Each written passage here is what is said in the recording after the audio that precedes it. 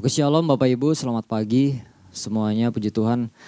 Semua dalam keadaan sehat ya. Kita percaya bahwa setiap kita dalam keadaan baik dan sehat itu semua karena pertolongan Tuhan, amin. Itu semua karena kebaikan Tuhan yang terus Tuhan kerjakan dalam setiap pribadi kita masing-masing. Oke, puji Tuhan, pesan Tuhan minggu ini yaitu tentang apa? Menjadi bijak ya. Menjadi bijak di tengah dunia yang tidak bijak. Nah, ini pesan Tuhan dalam setiap kita pribadi lepas pribadi, untuk kita orang-orang percaya itu menjadi bijak di dalam segala hal. Bukan di dalam satu hal tapi dalam segala hal kita sama-sama belajar ya, untuk kita selalu bijak Bapak Ibu. Di tengah dunia yang tidak bijak, karena kita lihat mungkin hikmat dunia tanda kutip mungkin bisa mempengaruhi kehidupan orang-orang percaya. Anak-anak Tuhan yang bisa dipengaruhi oleh tanda kutip hikmat-hikmat dunia, kebijakan-kebijakan dunia. Nah, itu yang harus kita perhatikan Bapak Ibu. Nah, kalau kita lihat, kita perhatikan bagaimana kondisi dunia hari-hari ini, ternyata kan gini kan, kondisi dunia hari-hari ini kita lihat bahwa cukup kompleks kan. Mulai dari apa? Mulai dari perdagangan global, mulai dari konflik antar negara, mulai dari kejadian-kejadian alam yang terjadi, mulai dari ekonomi suatu bangsa, mulai dari keuangan yang ada, mulai dari keadaan politik global yang ada.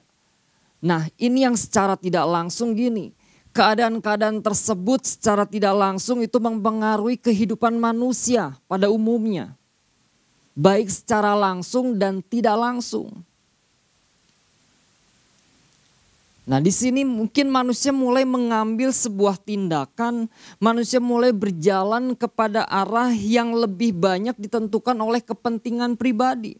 Banyak hal atau cara yang mungkin dilakukan dengan berbagai cara, mungkin pelanggaran-pelanggaran yang dilakukan bisa jadi itu merugikan orang lain.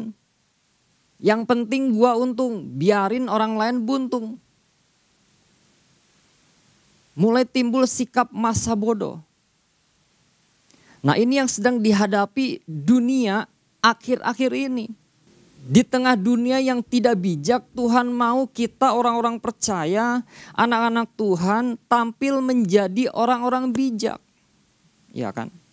Orang-orang yang berhikmat, orang-orang yang menjaga sikap, orang-orang yang bisa menjaga perilaku, baik keputusan yang diambil, orang-orang yang hidup di dalam nilai-nilai kebenaran yang bisa membawa cahaya kecil.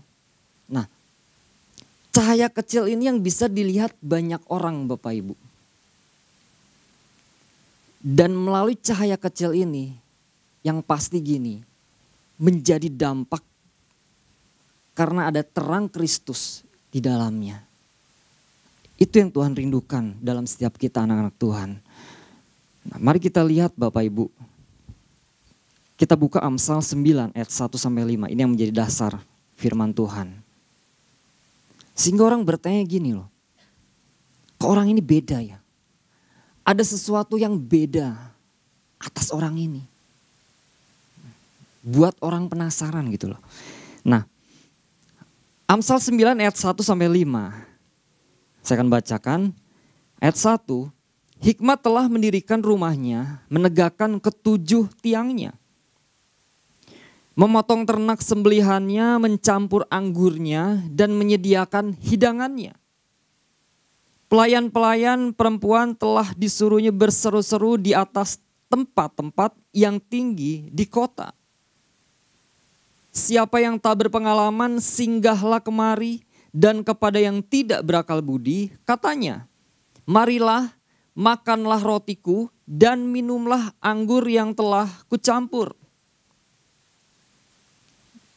Yang menjadi pesan Tuhan bagi kita di minggu ini yaitu, di tengah berbagai kondisi yang terjadi di dunia dengan segala hiruk pikuknya, di mana kepada kita telah banyak dipertontonkan berbagai tipe manusia.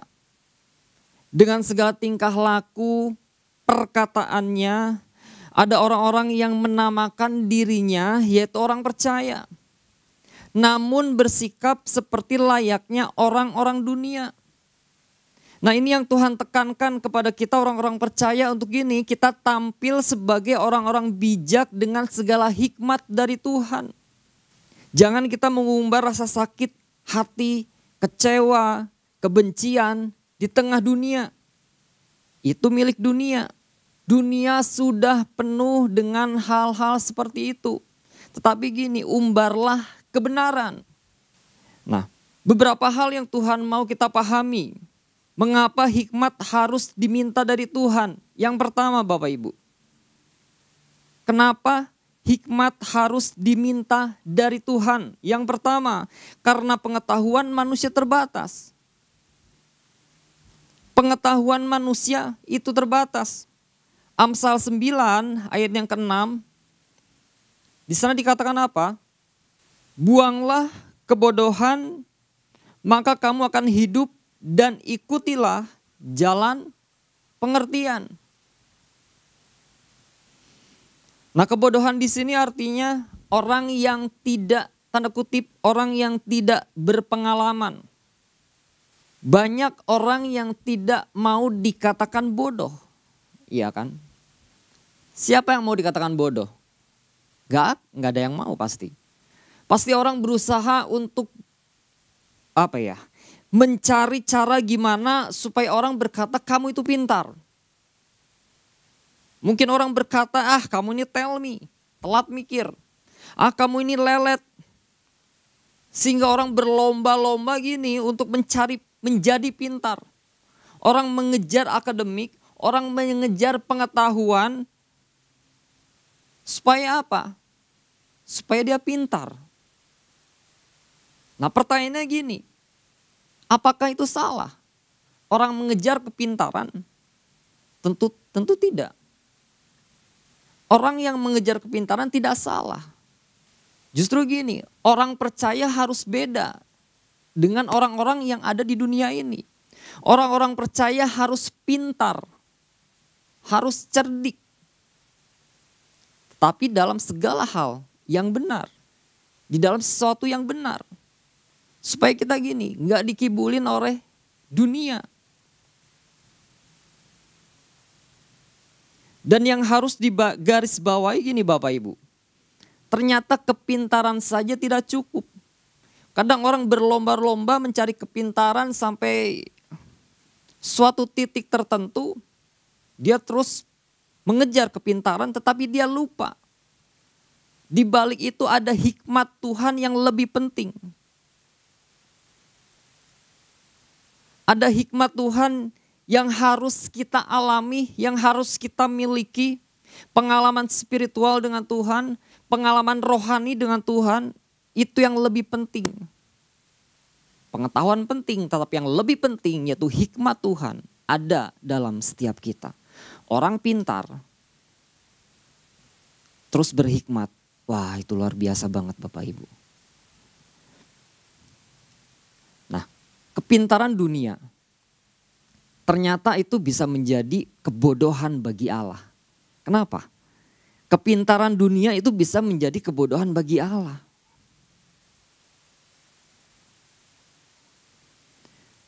Karena kepintaran manusia itu terbatas Bapak Ibu. Pengetahuan manusia itu terbatas. Saya katakan tadi kan, di dalam kepintaran itu perlu yang namanya hikmat Tuhan. Karena hikmat Tuhan itu tidak terbatas. Nah kalau kita lihat di dalam 1 Korintus 1 ayat yang ke-20. 1 Korintus 1 ayat yang ke-20 demikian firman Tuhan. Di manakah orang yang berhikmat? Di manakah ahli Taurat? Di manakah pembantah dari zaman ini? Bukankah Allah telah membuat hikmat dunia ini menjadi bodoh? Kalau kita lihat lagi di 1 Korintus 3 ayat yang ke-19. Dikatakan apa di sana? Karena hikmat dunia ini adalah kebodohan bagi Allah. Nah, hikmat dunia kebodohan bagi Allah. Sebab ada tertulis ia menangkap orang berhikmat dalam kecerdikannya.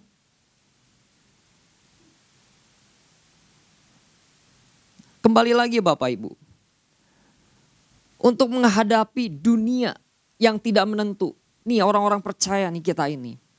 Menghadapi dunia yang tidak menentu.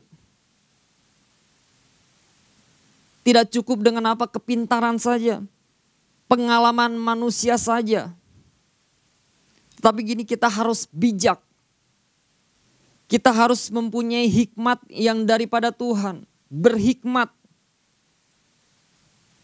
Dan kita tahu bahwa hikmat yang sejati itu hanya datangnya dari Tuhan. Bukan dari dunia. Hikmat yang sejati datangnya dari Tuhan. Berarti gini kan, betapa pentingnya hikmat dari Tuhan. Artinya setiap kita harus meminta hikmat dari Tuhan. Karena hikmat dari Tuhan adalah salah satu jalan utama untuk menjadi bijak. Nah kemarin Pak Ishak sudah jelaskan kan. Pak Ishak sudah tekankan bahwa hikmat itu tidak bisa dipelajari. Hikmat tidak bisa dipelajari, tetapi hikmat dapat melalui apa? Relasi. Melalui apa? Hubungan kita dengan Tuhan. Baru kita dapat hikmat. Membangun relasi kita dengan Tuhan hari lepas hari untuk kita apa? Menerima tuntunan Tuhan. Untuk kita menerima arahan Tuhan. Untuk apa? Untuk kita menerima pimpinan yang daripada Tuhan. Nah mungkin gini Bapak Ibu. Mungkin seseorang awalnya bisa salah. Tetapi ketika dia berjalan di dalam pengenalan akan Tuhan. Hari demi hari, lepas hari demi lepas hari. Maka akan mulai mengerti. Mana yang harus dia lakukan. Tindakan apa yang harus dia lakukan. Tindakan apa yang tidak harus dia lakukan.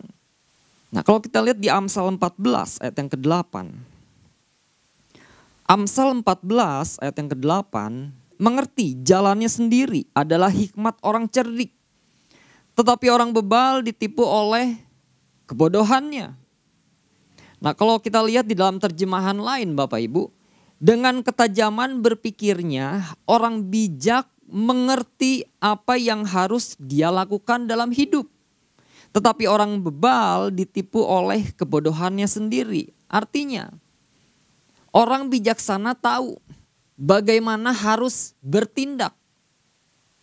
Orang bijaksana tahu gimana dia harus melakukan sesuatu. Tetapi orang bodoh tertipu oleh kebodohannya. Kalau bicara tentang hikmat Tuhan Bapak Ibu. Bicara tentang hikmat Tuhan ya.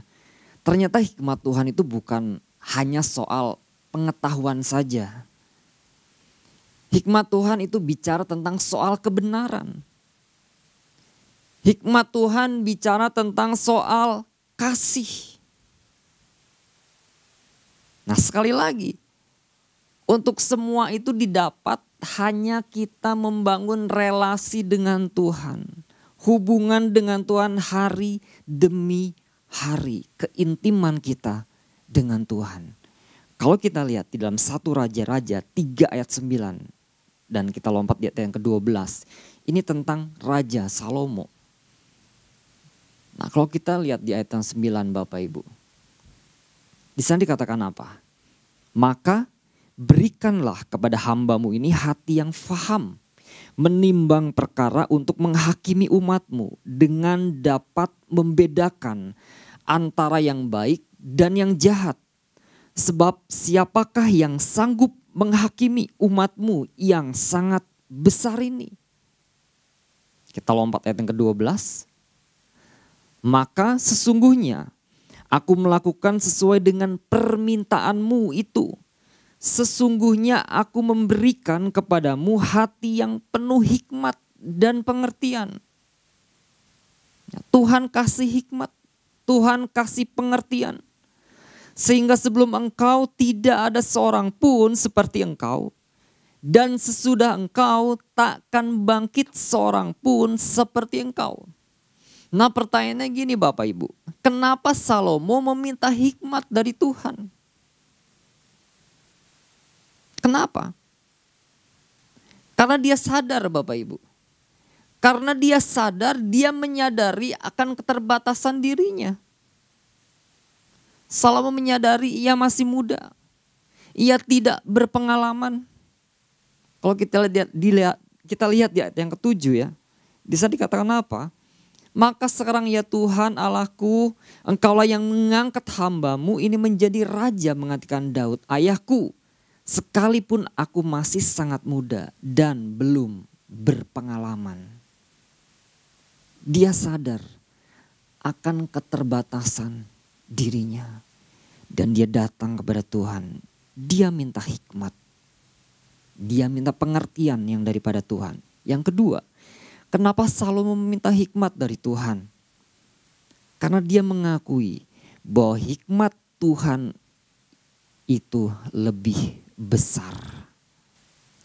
Kalau kita lihat ayat ending daripada ayat ini Bapak Ibu, di ayat yang ke-28 ya. Ayat yang ke-28. Dikatakan apa di sini? Ketika seluruh orang Israel mendengar keputusan hukum yang diberikan raja, maka takutlah mereka kepada raja sebab mereka melihat bahwa hikmat daripada Allah ada dalam hatinya untuk melakukan keadilan. Artinya gini Bapak Ibu, begitu pentingnya hikmat yang daripada Tuhan. Kita perlu hikmat daripada Tuhan untuk apa? Mengambil sebuah keputusan yang tepat. Berjalan di dalam situasi yang tepat. Mengikuti arahan Tuhan yang tepat. Karena dunia berusaha untuk melencengkan kita setiap anak-anak Tuhan.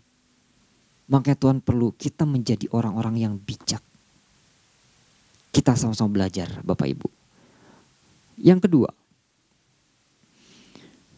beberapa hal yang Tuhan mau kita pahami mengapa hikmat harus diminta dari Tuhan. Yang kedua, karena Tuhan adalah sumber hikmat yang benar. Amsal 9 ayat yang 10. Permulaan hikmat adalah takut akan Tuhan dan mengenal yang Maha Kudus adalah pengertian. Tuhan adalah sumber hikmat yang benar. Artinya gini, tidak ada hikmat yang sejati.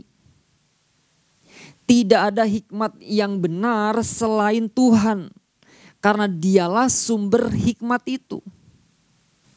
Dan untuk mendapatkan hikmat dari ayat ini dikatakan apa? Permulaan hikmat adalah takut akan Tuhan. Ya kan? Nah, kata takut di sini adalah hormat. Kata takut di sini adalah penghormatan kepada Tuhan. Ada ketaatan di dalamnya. Hidup di dalam pengenalan akan Tuhan.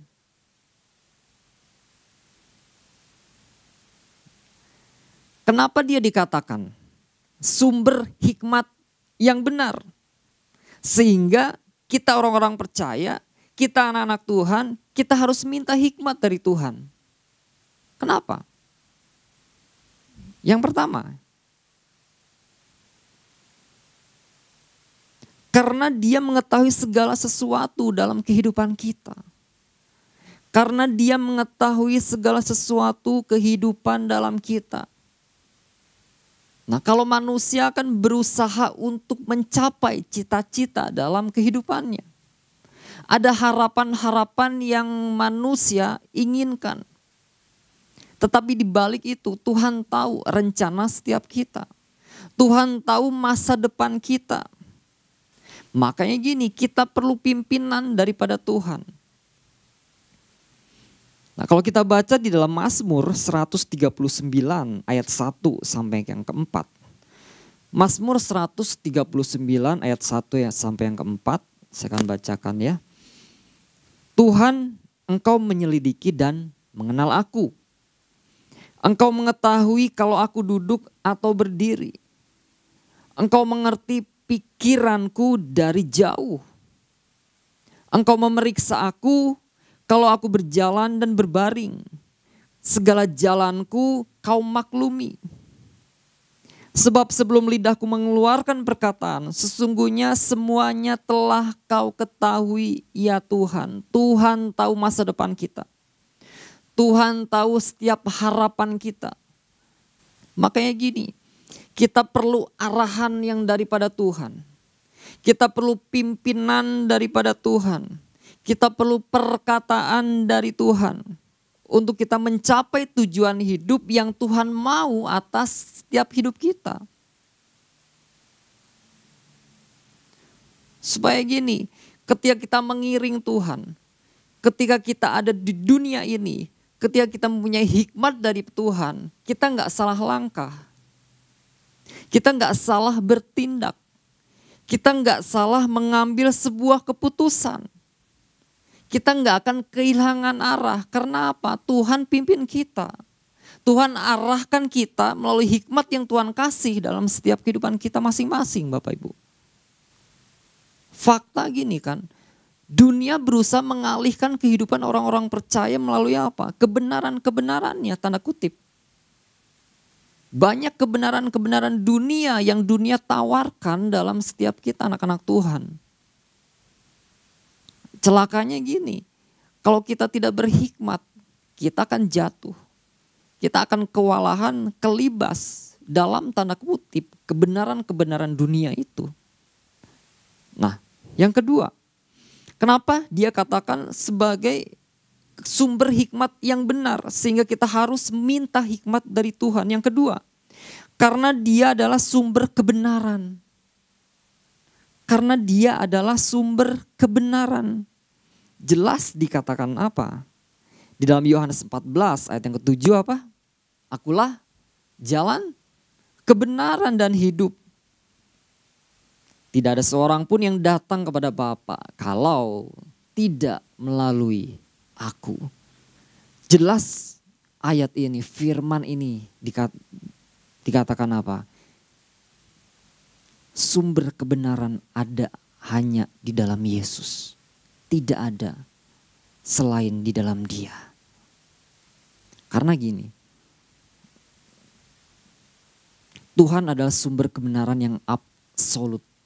Tidak bisa diubah, tidak bisa dirubah, paten.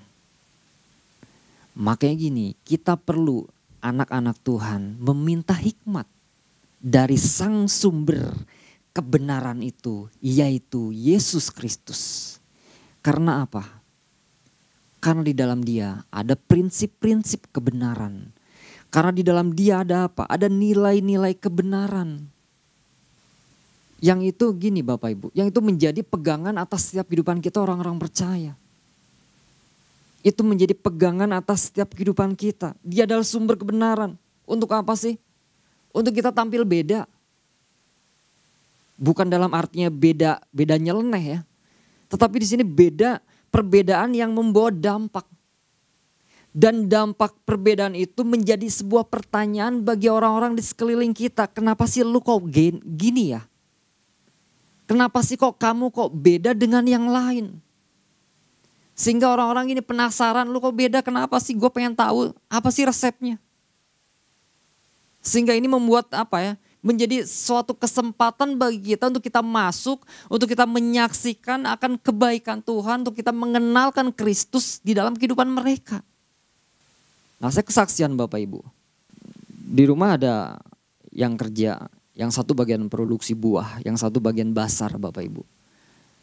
Nah, yang diproduksi buah ini sempat beberapa bulan yang lalu dia izin karena kalau nggak salah ada kiste di bagian perutnya. Dan itu dia harus izin beberapa minggu ya. Dia izin, dia tidak masuk kerja. Dan setelah selesai dia tiba-tiba datang, dia nge-WA saya. Kok gimana, apakah saya masih bisa bekerja atau tidak? Saya bilang masih, datang aja besok. Akhirnya dia datang besok. Ketika dia datang pagi hari. Waktu itu kan saya tidak doa pagi karena masih jaga papa kan waktu itu. Dia datang dan ketika dia datang dia langsung ngomong gini. Kok mama Cici mah beda sama yang lain. Saya bilang kenapa? Kalau bos yang lain mah kasar kalau ngomong gitu. Itu pakai bahasa Sunda kan, kali orang Sunda gitu. Nah, ini saya melihat, wah ternyata ada suatu perbedaan. Nah, hal yang seperti ini yang saya ketika saya menyiapkan ini ya. Hal yang seperti ini yang sebenarnya suatu kesempatan bagi kita. Ketika orang-orang di sekeliling kita mulai mengatakan, kamu kok beda ya dengan yang lain. Kok kerja dengan bapak atau dengan ibu kok beda ya. Ada sesuatu yang beda dengan yang lain. Nah, ini suatu kesempatan bagi kita untuk kita masuk. Untuk kita perkenalkan siapa sih di balik yang membuat kita beda itu. Nah, saya lambat laun saya mulai pelan-pelan. Mulai pelan-pelan mungkin yang kerja di bagian basar juga mulai dengan teladan, dengan cara hidup kami berdua. Bagaimana mungkin sikap, mungkin dalam menegur, mungkin mulai selipkan tentang kasih Kristus itu seperti apa. Mulai masuk demi perlahan. Nah, saya percaya suatu saat pasti sesuatu yang kita taburkan kepada orang-orang tersebut pasti akan tertanam. Tidak sia-sia Bapak Ibu. Nah, mari Bapak Ibu pagi hari ini di tengah-tengah dunia yang tidak bijak, di tengah dunia yang mungkin suam, dikatakan mungkin sebagian orang suam, enggak jelas mau kemana sih arahnya. Tetapi kita gini, mari anak-anak Tuhan, kita menjadi orang-orang yang bijak. Orang-orang yang mempunyai hikmat daripada Tuhan. Orang-orang yang minta hikmat daripada Tuhan. Mengapa hikmat harus diminta dari Tuhan? Yang pertama, karena pengetahuan manusia terbatas. Yang kedua, karena Tuhan adalah sumber hikmat yang benar. Nah, mari Bapak Ibu, kita harus menjadi bijak di tengah dunia yang tidak bijak. Tuhan Yesus memberkati.